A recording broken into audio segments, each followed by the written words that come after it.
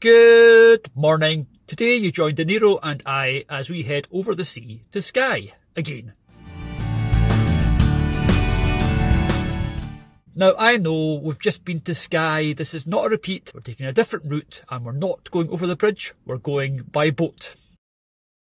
The scenery between Fort William and Mallaig is reputed to be Scotland's most beautiful. You can enjoy it from your car or you can get the train, which follows pretty much exactly the same route. And Mallaig is our destination today for our ferry to Skye. But before we leave, I'm going to give the boy his breakfast and then I'm going to go for a little run and an explore to see what I can find round Fort William. One of the first things that we found was Inverlochy Cemetery, which is reputed to be only for descendants of people who died at the Battle of Inverlochy in 1645. Whoever the people in this graveyard are, they have got a cracking view of Ben Nevis. Very nice, what a cracking place, and the sun's just starting to break through on the hills in the background.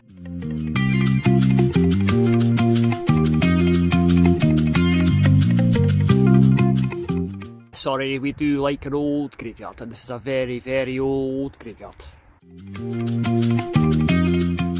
For people who think we're doing it deliberately, this is old Inverlochy Castle that we just saw the signs for, and as you can see, it's historic Scotland and it is closed.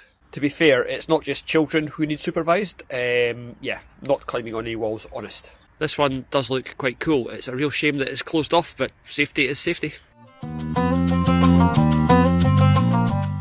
The very old Inverlochy Castle and quite a new security fence. Judging by the scaffolding that I can see on the inside, I'm assuming this tower is where they found the problem. Hopefully they get it fixed and the castle can get opened again so we can go and explore it.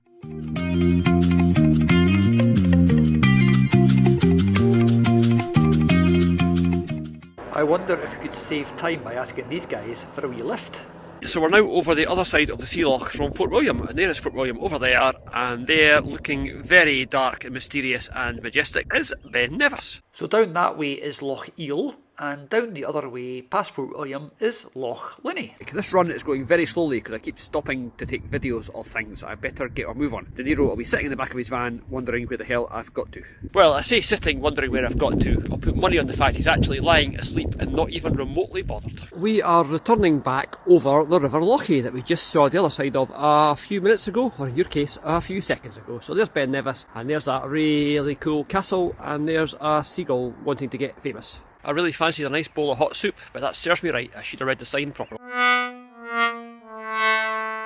We are now in Inverlochy on our wee run this morning, and Inverlochy, as you can see, is a pretty wee place. And it's a pretty wee place because it was designed to be a pretty wee place, to attract workers who would come here to work in the aluminium smelter. So this place was all tied to the success or failure of the smelter. And this statue commemorates all the men who have worked in the aluminium industry. But before we head over the sea to Skye, it's time to do a wee bit of shopping.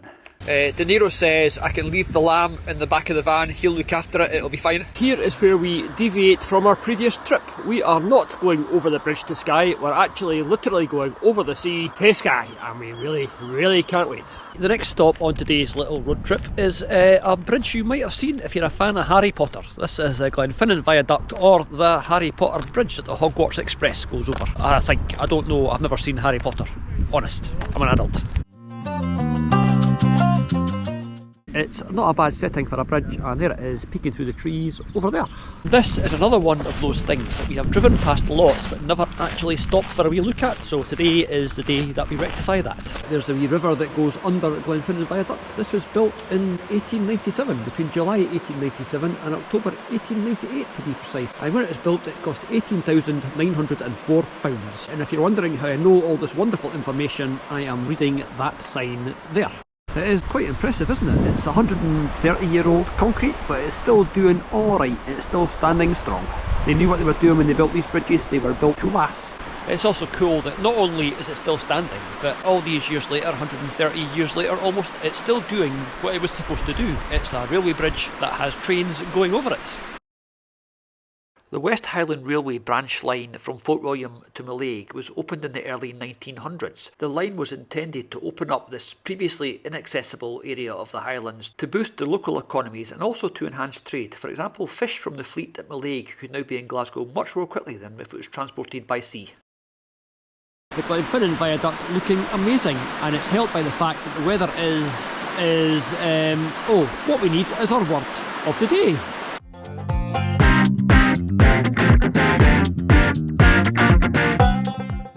I think as well as our wee bit of history and word of the day, we'll have our people who walk in front of the camera section. If they want to walk in front of the camera, they get the back of their heads immortalised forever. And now that we've seen this, we're going to go and look at the Glenfinnan Monument, which is a Jacobite thing we'll go and see now. I just met some nice Spanish people that were wanting me to take a photograph of them in front of the bridge with their little camera, and I realised that Spanish people all speak really good English and I speak no Spanish at all. None. Paella, but I don't think that counts. I don't even know if it's Spanish. Because you can never have too much rugged grandeur, there's a bit of rugged grandeur for you. That is nice, isn't it? Isn't it nice how well that bridge fits into the scenery? It just sits there, it's toned in, it's just part of the landscape. You can't imagine this valley without it. This looks absolutely amazing. And right next to the viaduct, this poor wee bridge never gets a mention, but everybody has to walk across it to get to the big bridge, so it's just as important. Nice wee bridge, you're doing a grand job. That's really quite an impressive bench as well. We do like all this wood carving stuff. You're starting to see more and more of it about. It's really quite cool, and the guys that do it are very clever. But I suppose we have to call them clever because you really want to stay on the good side of anybody who is this handy with a chainsaw. There's Mabel, still not being washed.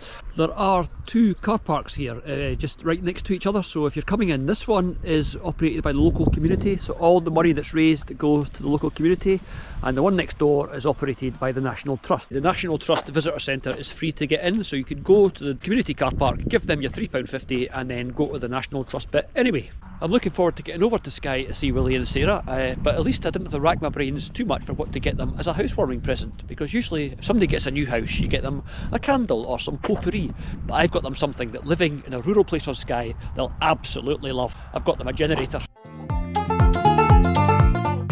This is the Glenfinnan Monument, and amazingly there's nobody here considering the bus trips have just come in. They must all be across in the visitor centre. So this is the Glenfinnan Monument. It marks the spot where in 1745 Prince Charles Edward Stuart landed to start his little campaign to retake the British throne. It's a campaign that started off really well here, and they got quite far south. They made a good advance and then retreated, and then it all came to a crashing halt at Culloden, where the Jacobite army was routed by the British army. You'll notice that I said Jacobite and British, not Scottish and English, because this was nothing to do with Scotland and England. This was to do with Catholic and Protestant. Prince Charles Edward Stuart's grandfather had lost the throne to William of Orange, and bonnie Prince Charlie wanted it back. He was the young pretender, his father was the old pretender. You know how I always read signs and then pretend that I know what I'm talking about? Well, that is all in Latin. I am not even going to try. But fortunately it is also written in English, so if you want to read that, on you go. I'm not going to bore you by reading it all out to you. So this is where the 1745 rebellion started. That is, Prince Charlie would have sailed up that wee inlet and landed here to raise his standard. It was an unfortunate enterprise from start to finish, and it's had a profound effect on Scotland. The place was pretty heavily stamped on afterwards to stop it ever happening again. There would never be another Jacobite pretender to the throne. There would never be another Highland uprising, because it was all policed to the point where that couldn't happen. There you go. These signs are actually written in 3 languages. They are in Latin, they are in English, and this one is in Gaelic, which I've got even less chance of reading than I have of the Latin one. Yet another thing that we have driven past, and we've seen it obviously from the road, but we've never stopped for a wee look, so again that is being remedied today, and it's another thing that we have actually visited since we started doing these little videos for you good people, so thanks for watching. And we actually mean that. Every time we get a new subscriber or a new view, we do a little happy dance. It is great to have you guys aboard because it gives us an excuse to go and do this. And when I say us, at the moment I mean me and DeNiro, because Bex is still in Las Vegas doing a half marathon. Rather her than me. There you go, more gratuitous shots of the very pretty landscape. So we are at the Glenfinnan Monument, and over there is a Glenfinnan viaduct that you can see in the distance. And up there's lots of people that have walked up that big hill. Again, rather them than me. I just checked the time of the boat, and we had better get a wiggle on or we're going to be late. We cannot keep stopping every 5 minutes because this place is just so amazing and just has to be looked at.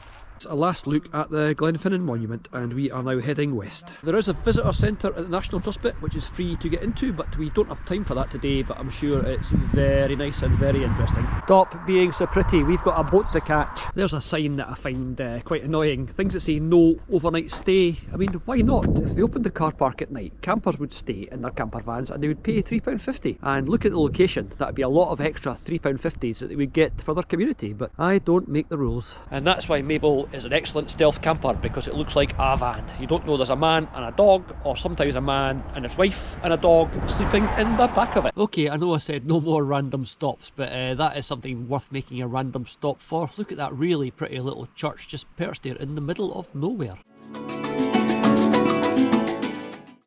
Okay, one more emergency stop before we get to Mallaig. We're going to go and look for, or at, the Prince's Cairn. Another thing, we have no idea what it is. We guess from the 45 Association it's to do with Bonnie Prince Charlie, so let's go and have a wee look.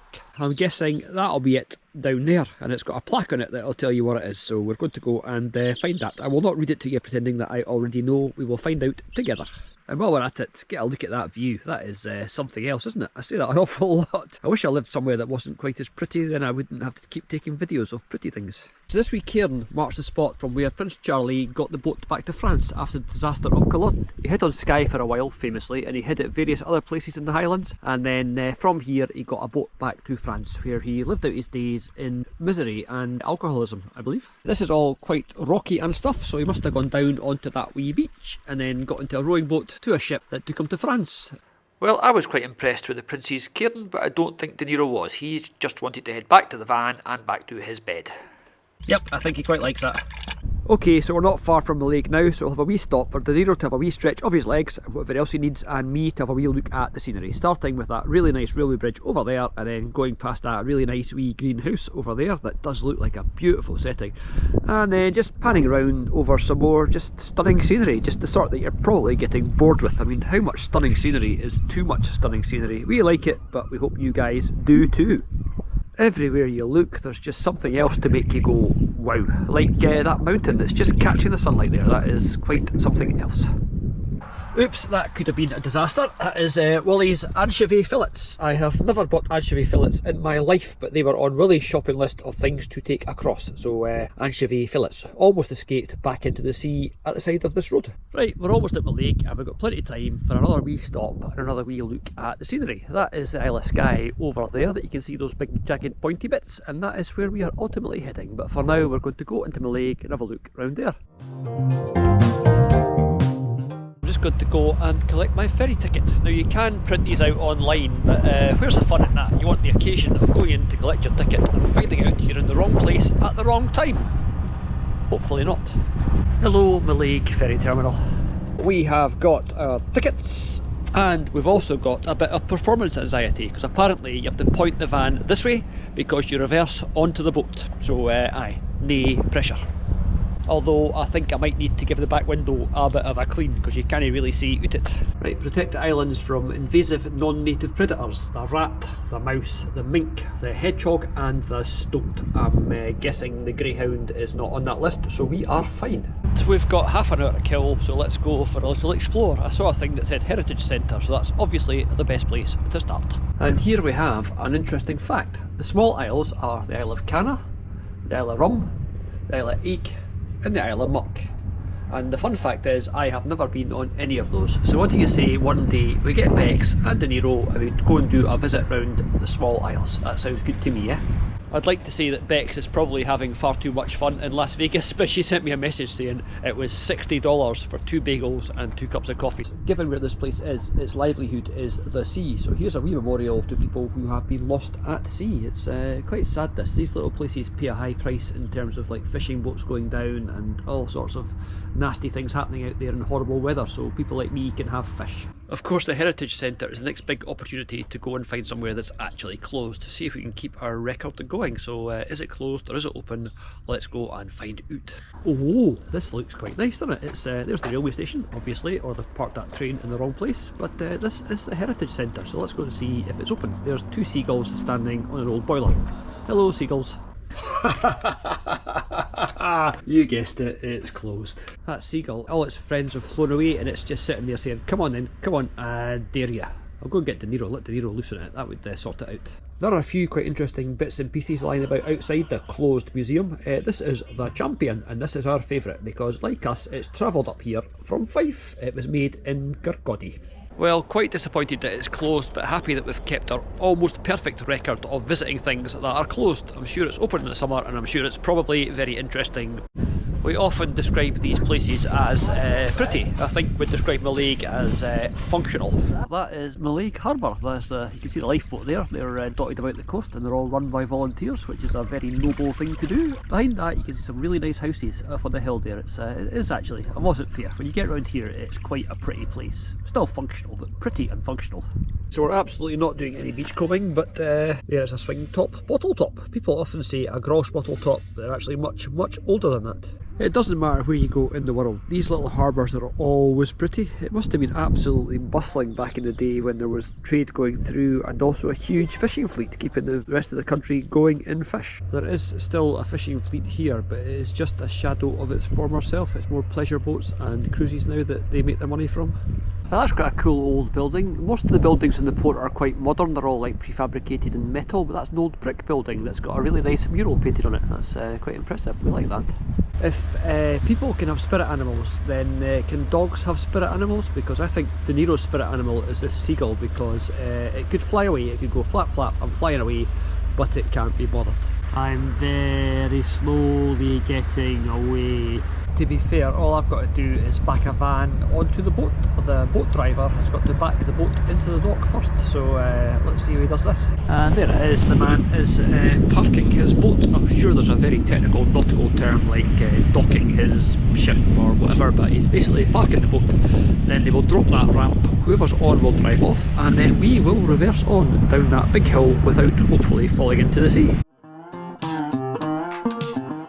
If I'd known this was going to be like this, I would have put the dash cam on the back of the van, because when I go out and start filming there's lots of men walking about and I don't know if they're happy being filmed at their work, but I suppose in this state of GoPros and YouTube I suppose they'll have to get used to it. I won't be the first.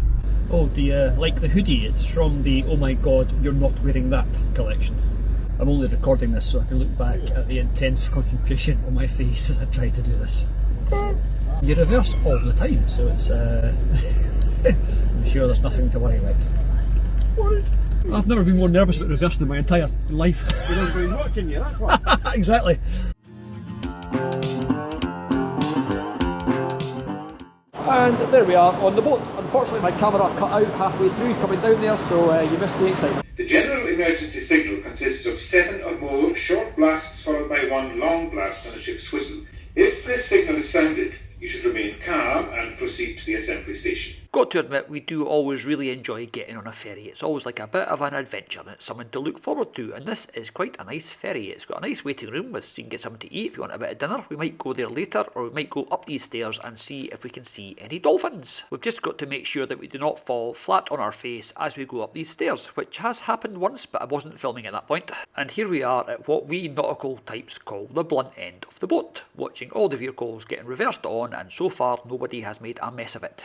And now we've moved up to the sharp end of the boat, and over there is a statue that I wish we'd noticed before so we could have gone and had a wee look at it. From the sharp end of the boat is a cracking view of Mallaig. There's some really nice houses there. I wonder what those big blocks were built for, those ones there. I wonder if they're like fishermen's houses, or if they're built as part of some long gone industry that was once here. No idea.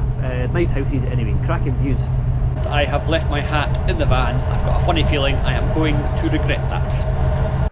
Ooh, cetaceans and sharks. I'm not holding out much hope, but it would be nice if we could see some dolphins, so if there are any dolphins about, please say hello. Right, we're off in about 10 minutes. We're going to see if we can see any dolphins on the way across, because it's either look for dolphins or have some dinner, and maybe both.